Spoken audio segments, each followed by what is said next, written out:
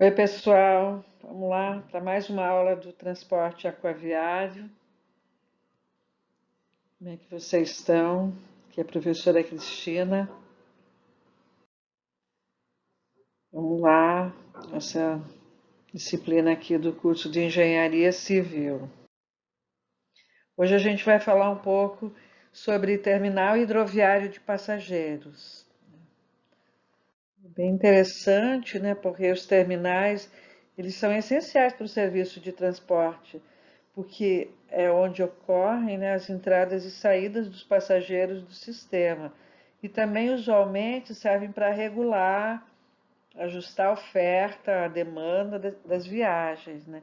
Acho que não dá para imaginar uma viagem que não comece num determinado lugar e não termine em outro, por mais próximos ou distante que sejam, né? Então, a localização e projeto dos terminais hidroviários, eles envolvem três fatores importantes, né? Que são os investimentos elevados para sua implementação, né? Uma certa rigidez quanto ao seu remanejamento e os recursos consideráveis para eventuais correções, né, de deficiências de projeto. Então, é, são tão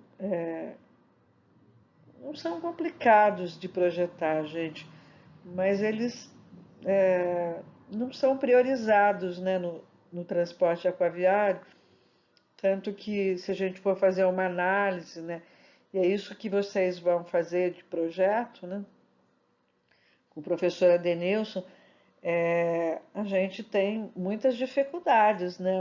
Uma das grandes dificuldades para as viagens por rio, por lago, ou pelo mar mesmo, são esses terminais. Mas, por outro lado, a coisa boa é porque é um mercado de trabalho bastante grande, né, para vocês assim que vocês se formarem. Então, a gente vai ver essas instalações portuárias de pequeno porte, chamadas de IP4, né? Uma instalação portuária pública de pequeno porte, né? Instalação portuária explorada mediante autorização, né? Localizada fora do porto organizado e utilizada em movimentação de passageiros ou mercadorias em embarcações de navegação interior. São construídos para favorecer a movimentação de cargas e passageiros em áreas distantes, atendidas pelo transporte fluvial, que é o nosso caso aqui na região, né? São instrumentos do desenvolvimento regional com características próprias de operação, com normas e regulamentação. As instalações representam melhorias significativas para os usuários, que muitas vezes desembarcavam em barrancos antes da construção das estruturas. As IP4 têm que satisfazer requisitos de regularidade, né, eficiência, segurança, atendimento ao interesse público, generalidade, conforto, cortesia na prestação dos serviços, modicidade nas tarifas e fretes e preservação do meio ambiente. Além disso, tem que constar do Sistema Nacional de Viação, chamado de SNV. É como o transporte urbano, né, gente? Embora o transporte urbano não seja uma referência de qualidade de serviço, mas deveria ser, né? Mas em alguns lugares até é. Se você for ver as estações metroviárias, por exemplo, tem estações pelo mundo belíssimas, e aqui no Brasil mesmo, e seguras e confortáveis, e tudo todas essas qualidades que nós colocamos aí com relação às instalações portuárias também, né? Então, é uma boa área de projeto, como eu já falei. O artigo 8º, né, a IP4, ela deve possuir uma seguinte estrutura básica, né, na normatização, né? Áreas adequadamente dimensionadas para atender ao fluxo previsto de passageiros e cargas. Você tem que fazer uma previsão, né, de quanto vai ter de passageiro, quanto vai ter de carga durante um determinado tempo, né, que é o tempo de projeto, e em seguida você faz esse dimensionamento. Segunda questão são instalações de acostagem compatíveis com as embarcações que demandarem IP4, né, dispostos de tomadas de água potável para o fornecimento a essas embarcações.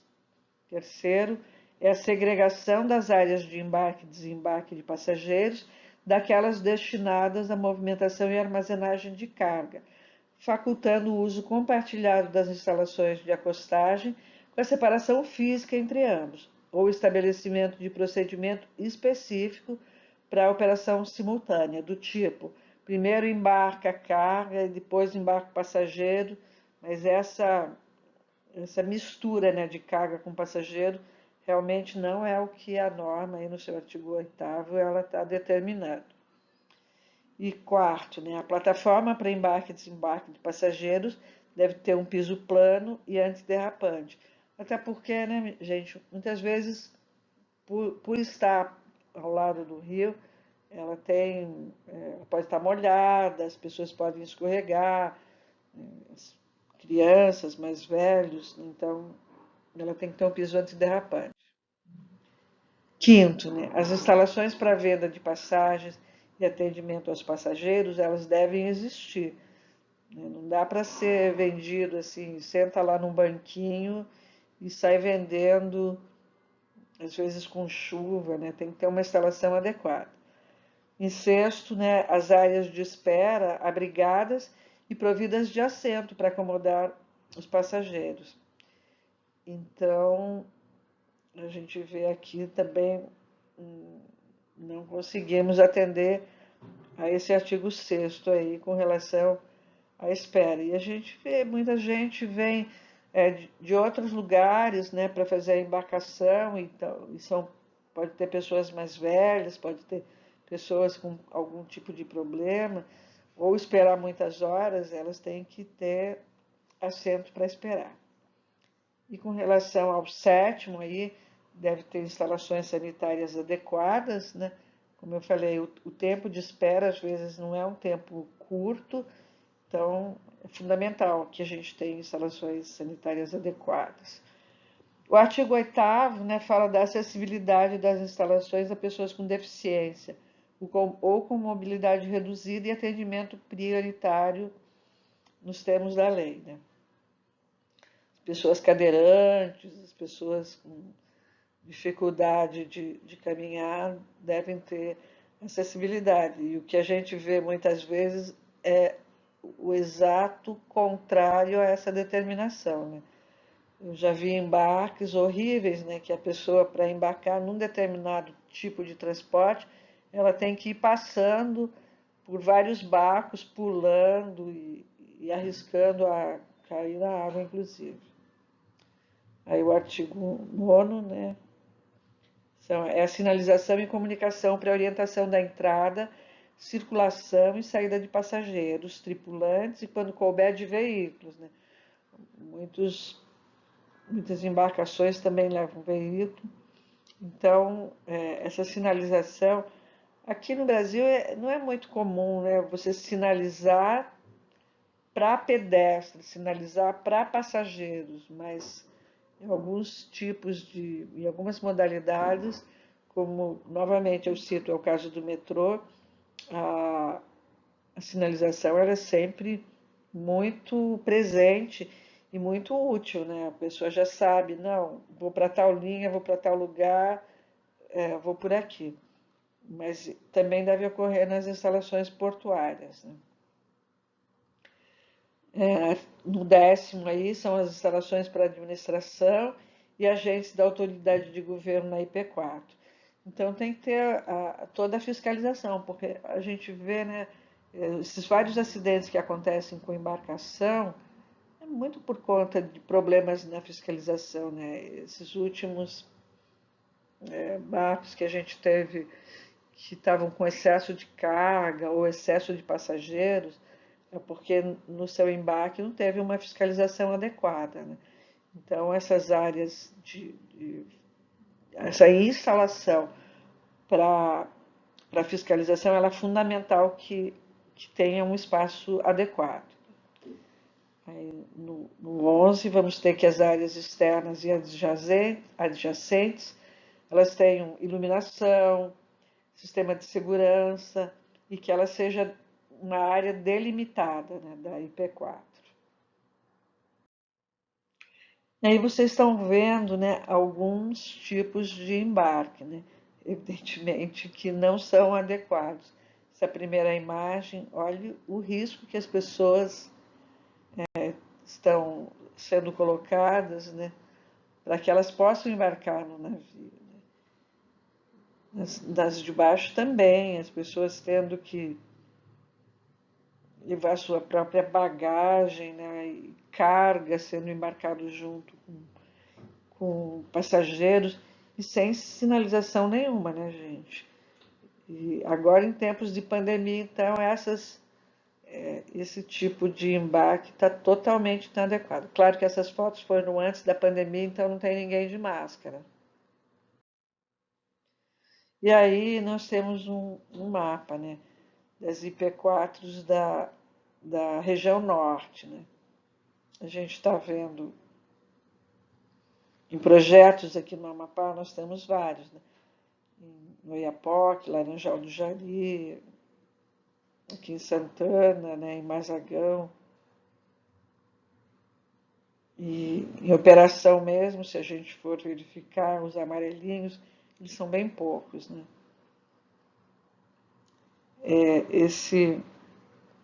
Esse mapa não está completamente atualizado, mas pouco modificou a partir de agora, né? Então, projetos temos muitos.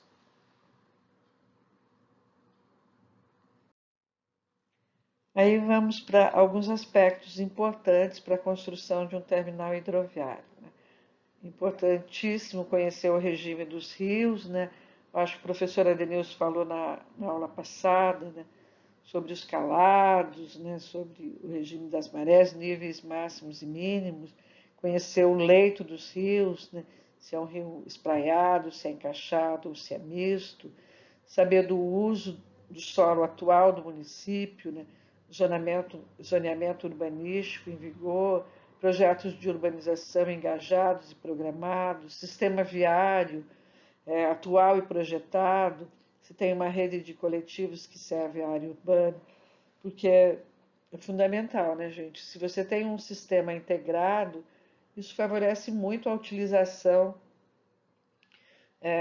do transporte aquaviário para as pessoas, né? Então, imagine a qualidade do serviço que a gente teria aqui no transporte aquaviário se todas essas paradas que a gente tem de embarque e desembarque, elas tivessem esses terminais adequados e ainda tivessem a integração com o transporte público. Se a gente tivesse um sistema viário que atendesse, porque se vocês olharem, por exemplo, lá no Porto do Grego, né, não sei se algum de vocês vai fazer o projeto sobre ele, o sistema viário que alimenta ali o terminal, né, se a gente pode chamar assim, é muito ruim, né?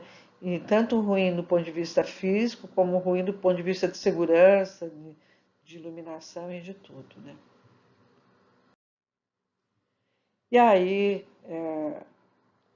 em contraposição às imagens anteriores que a gente observou, né? Tá esse terminal hidroviário Luiz Rebelo Neto em Belém. Olha a diferença, né, da situação de embarque e desembarque para uma embarcação, né? Com passarelas cobertas, iluminadas, com placas, né, com assentos para as pessoas.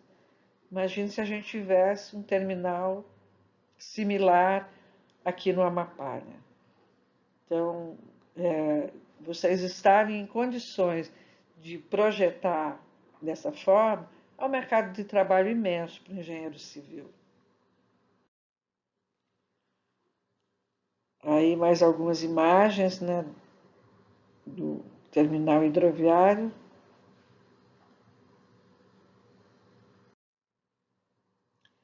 Aqui umas imagens em Niterói, também muito adequadas, né, muito bonitas, que podem inspirar vocês aí nos seus projetos.